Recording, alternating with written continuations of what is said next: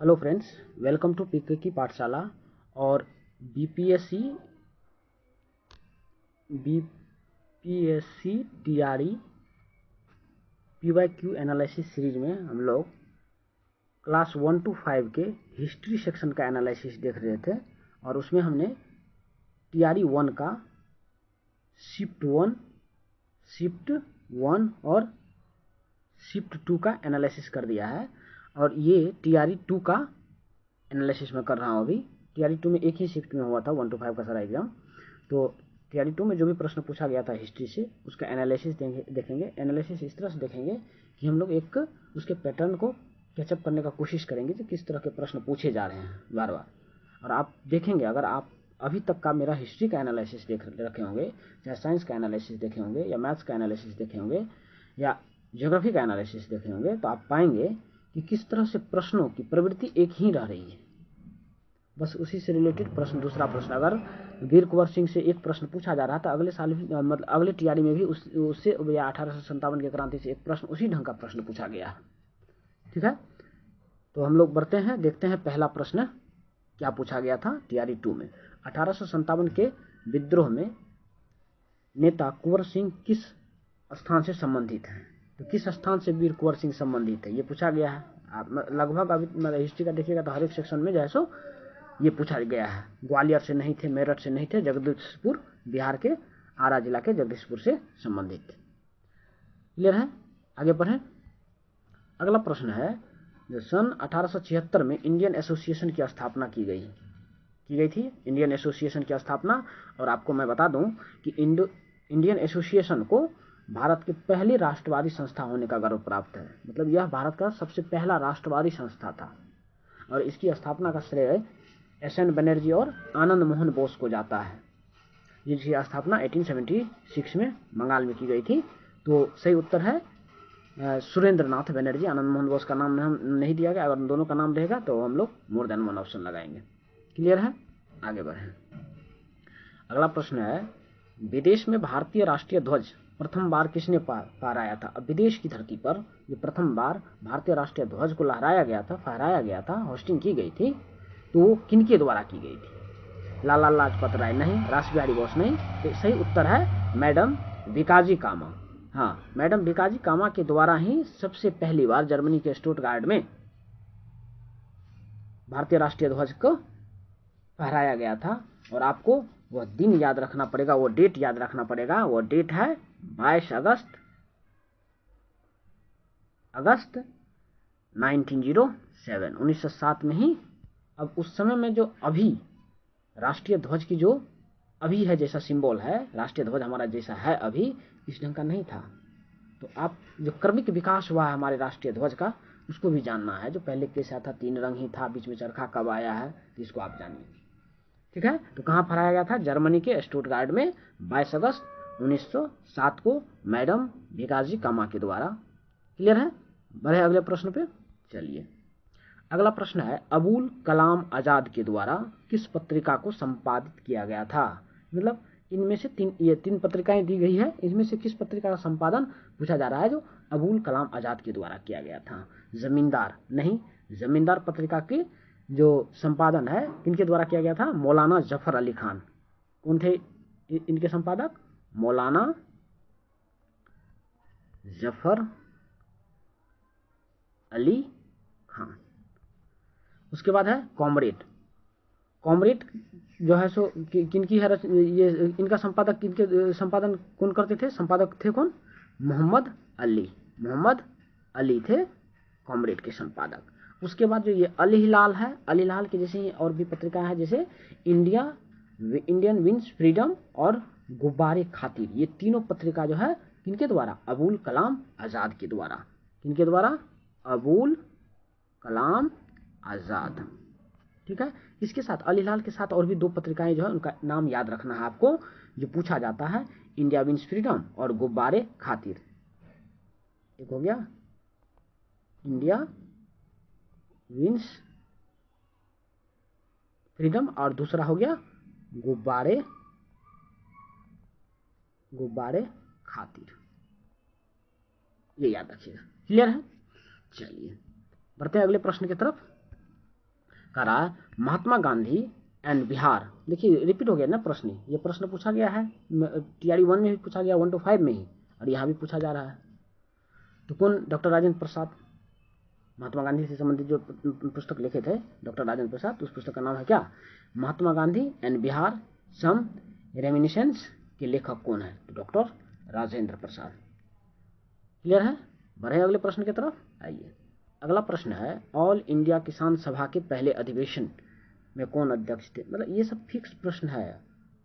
किसान सभा, Bihar socialist Congress party का गठन, बिहार में जो कांग्रेस का अधिवेशन हुआ है, ये इन सब प्रश्नों को एकदम 1857 की क्रांति एंड बिहार, असहयोग आंदोलन and Bihar, quit India movement and Bihar, ये सब क्षेत्र ऐसा है जहाँ से प्रश्न आने की मतलब प्रबल संभावना है।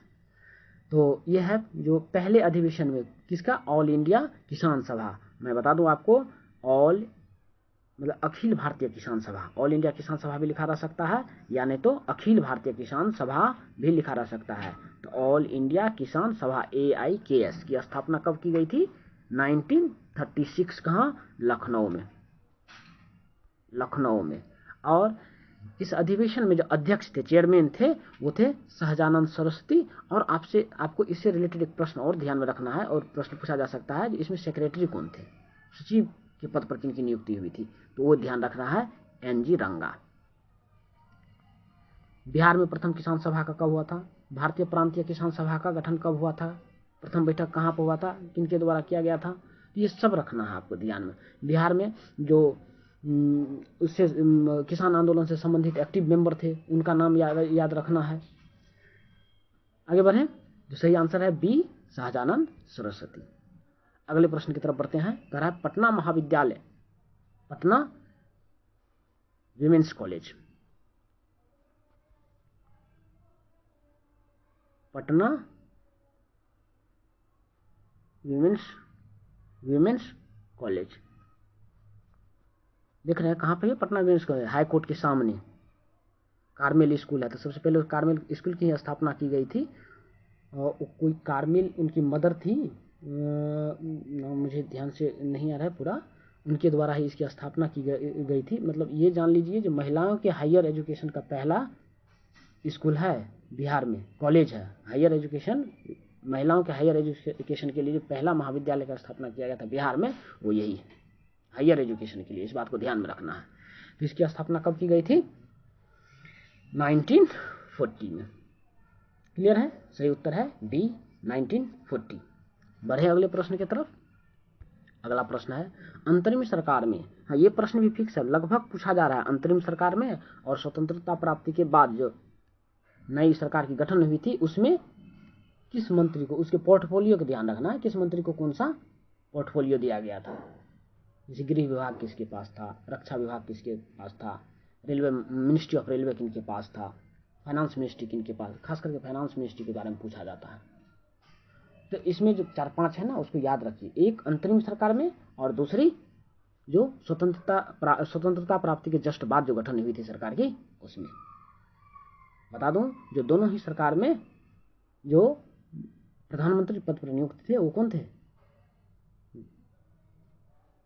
जवाहरलाल नेहरू। क्लियर? बढ़े, तो इसमें है अंतरिम सरकार में राजेंद्र प्रसाद के पास था खाद्य एवं कृषि विभाग। आगे बढ़े, किस वर्ष ऑल इंडिया विमेंस कॉन्फ्रेंस की स्थापना की गई थी? बहुत अच्छा प्रश्न है। जो ऑल इंडिया विमेंस कॉन्फ्रेंस की स्थापना, जो ऑल इंडिया विमेन कॉन्फ्रेंस है ना, इसकी स्थापना एज ए NGO किया गया था, नॉन गवर्नमेंट ऑर्गेनाइजेशन के तौर पर किया गया था। और ये जो कार्य था NGO का, इस NGO का, वो था महिलाओं और बच्चों के विकास से संबंधित, ऑलराउंड डेवलपमेंट, उनकी शिक्षा से संबंधित, स्वास्थ्य से संबंधित क्षेत्र में कार्य करती थी। ये संस्था NGO के तौर पर की गई थी, और स्थापना हुई थी 1927 में। और संस्थापक थे कौन? इसकी स्थापना जो किए थे वो थे, याद रखिएगा, मार्गरेट थेचर नहीं, Margaret cousins, COUSINS, Margaret cousins. तो स्थापना हुआ था 1927। आगे बढ़े, अगला प्रश्न है बंगाल विभाजन, 16 अक्टूबर 1905। इससे संबंधित बहुत सारे दिन हैं। रक्षाबंधन मनाया गया था, बिहार में भी मनाया गया था, दरभंगा में बॉयज एसोसिएशन के द्वारा, सरस्वती अकादमी के द्वारा, और लगभग बिहार बंगाल में हर एक जगह प्रोटेस्ट हुआ था बंगाल विभाजन के बाद। लोग हुगली नदी में, हुगली को गंगा बोला जाता है बंगाल में, हुगली नदी में जाके डुबकी लगाए थे और गली गली में हमारा सोनार बंगला गीत का जैसा गायन हुआ था। तो यही इसी क्रम में है ये प्रश्न है जो 16 अक्टूबर 1905 को किस दिवस के रूप, उसी दिन से प्रभावी हो गया बंगाल विभाजन की घोषणा की गई, और ये जो है सो हमारा 16 अक्टूबर को एक मतलब विशेष दिवस के रूप में मनाया गया, शोक दिवस के रूप में मनाया गया पूरे बिहार बंगाल में। तो शोक दिवस है। क्लियर? चलिए अगला प्रश्न है, किस आंदोलन के दौरान बिहार विद्यापीठ की स्थापना की गई थी? बिहार विद्यापीठ की स्थापना की गई थी किस लिए? जो छात्रों ने गवर्नमेंट स्कूल को छोड़ा था और नेशनल स्कूल में पढ़ने के लिए उनकी व्यवस्था तो की जानी चाहिए। अगर आप ब्रिटिश इंग्लिश में स्कूल में पढ़ना छोड़ रहे हैं तो जब तक पीपल एजुकेटेड नहीं रहेंगे तो फिर देश के आंदोलन को कौन संभालेगा? देश की भविष्य खराब हो जाएगी। तो उन बच्चों को अल्टरनेटिव पढ़ने की व्यवस्था कहीं की जाए, इसके लिए बिहार विद्यापीठ की स्थापना की गई थी बीएन कॉलेज के कैंपस के अंतर्गत अंदर ही। और बता दूं संस्थापक थे कौन? डॉक्टर राजेंद्र प्रसाद और उनके साथ में मजहरुल हक भी थे। और इस जो बिहार विद्यापीठ का भवन का, बिहार विद्यापीठ का जो उद्घाटन किया गया था, शिलान्यास किया गया था किनके द्वारा? महात्मा गांधी आए हुए थे। और वो दिन था कौन सा दिन है? 6 फरवरी 1921। और आपको पता होना चाहिए 1921 यानी 1920 में कौन सी आंदोलन की घोषणा की हुई थी? कौन सा आंदोलन चालू था बताइए? तो वो था हमारा कौन सा? असहयोग आंदोलन। तो सही उत्तर होगा असहयोग आंदोलन। क्लियर है? यहाँ तक कोई दिक्कत है तो बताइए। आगे बढ़े। चलिए अगला प्रश्न है, 1917 में चंपारण से संबंधित एक प्रश्न तो पूछा ही जा रहा है। इससे पहले एग्रारियन कमेटी के बारे में पूछा। एग्रारियन कमेटी के मेंबर को आप याद रखें। एग्रारियन कमेटी का गठन किस दिन हुआ है? एग्रारियन कमेटी ने अपना रिपोर्ट किस दिन सौंपा है? एग्रारियन एक्ट का फाइनली किस दिन पारित हुआ है? एग्रारियन कमेटी की मांग क्या क्या थी और कौन कौन से मांग को सरकार के द्वारा एक्सेप्ट किया गया था? इतना बात उससे ध्यान में रखना है आपको। चंपारण आंदोलन में आने के लिए गांधी जी को आमंत्रित किसने किया था? इन सब बातों को आपको ध्यान में रखना है। गांधी जी के साथ कौन कौन थे चंपारण सत्याग्रह में? ये भी प्रश्न पूछा गया है। तो 4-5 प्रश्न टोटल मिला के इससे बनता है। बस या तो आप पूरी मतलब जो है सो उसकी हिस्ट्री को खंगाल लें, या नहीं तो 5-10 जो प्रश्न बन रहे हैं उसको आप देख लें। हमारा मकसद है जो आपको इस बात से अवगत कराना कि प्रश्न की प्रवृत्ति को देखिए, किस ढंग के प्रश्न पूछे जा रहे हैं, बार बार एक ही टॉपिक को कैसे पूछ रहा है, एक फॉर्म या अनदर फॉर्म में। तो ये है चंपारण के लिए आमंत्रण जो दिए थे उनको कौन दिए थे? राजकुमार शुक्ल। तो सही आंसर है राजकुमार शुक्ल। आगे बढ़े। अगला प्रश्न है, द व्हील्स ऑफ हिस्ट्री इतिहास के पहिए नामक पुस्तक किसके द्वारा रचित है? लोकमान्य बाल गंगाधर तिलक? नहीं। राम मनोहर लोहिया? हाँ बिल्कुल सही है, राम मनोहर लोहिया के द्वारा ही द व्हील्स ऑफ हिस्ट्री इतिहास के पहिए नामक पुस्तक की रचना की गई थी। क्लियर है? बड़े। और अभी जो बिहार में कोई भी राजनीतिक दल लीजिए, जो पुराने लीडर है वो राम मनोहर लोहिया के ही शिष्य हैं, जेपी और लोहिया के शिष्य। आगे बढ़े। अगला प्रश्न है, निम्नलिखित में से भारत की स्वतंत्रता के प्रति मुस्लिम लीग के दृष्टिकोण के बारे में कौन सा कथन सही है? एक प्रश्न इस ढंग का पूछा जा रहा है, तो इसको आपको तैयार करना है। मुस्लिम लीग, अब ये प्रश्न पूछा ना, तो इसका क्या करेंगे हम लोग?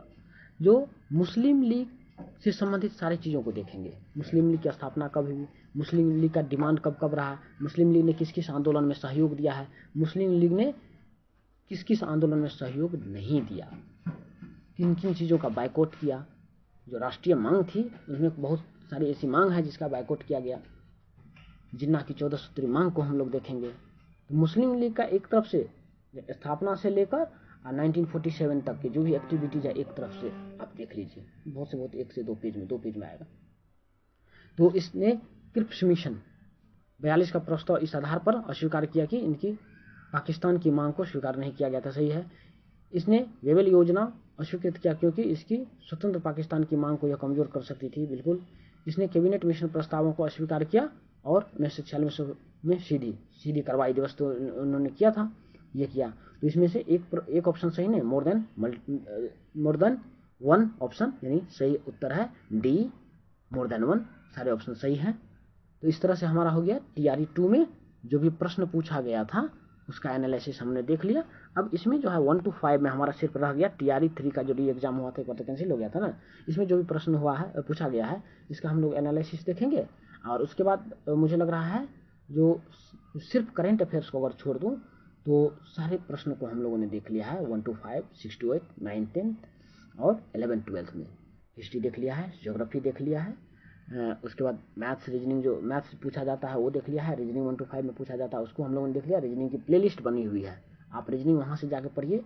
और उसमें 4 से 5 लेक्चर और आएगा, नॉन वर्बल का नहीं डाला हूँ अभी, उसको देखिए, आपका रीजनिंग नहीं छूटेगा। 1 to 5 के जो भी तैयारी करने वाले अभ्यर्थी हैं वो रीजनिंग का उस सेशन को जरूर देखिए। बहुत मतलब सिंपल शब्दों में बहुत कम सवाल करवा के, हर एक टाइप का एक सवाल करवा के मैंने रीजनिंग को पूरा करवाया है। और एकदम बिल्कुल टीआरई ओरिएंटेड है चीज़। और प्लस ये जो अगर आप बिहार एसएससी इंटर लेवल के एग्जाम देने वाले हैं तो उससे ओरिएंटेड है। पूरा बिहार के एग्जाम को उसमें फोकस किया। एक ही टाइप का रीजनिंग पूछा जा रहा है बिहार में, कहीं भी जाइए ना, बीपीएससी भी अपना कंबाइन में भी रीजनिंग डाल रहा है। चाहे 1 to 5 में पूछा हो, सबका रीजनिंग का प्रवृत्ति जो है एक ही जैसा। रीजनिंग तो रीजनिंग होता है ना, एक ही जैसा रहेगा रीजनिंग। अगर कोडिंग डिकोडिंग से पूछ रहा है तो उसमें क्या पूछेगा, सब जगह एक ही जैसा ना रहेगा। तो ये है। तो आपको अगर सेशन पसंद आता है तो इसको शेयर करें, लाइक करें और अपने मित्रों के साथ जरूर शेयर करें ताकि उनको भी फायदा हो सके। और लास्ट रहा हमारा टीआरई 3 के री एग्जाम का, उसका भी सेशन अपलोड कर देंगे आज ही या नहीं तो कल अपलोड करते हैं। इसको पूरा आप लोग देखिए। धन्यवाद।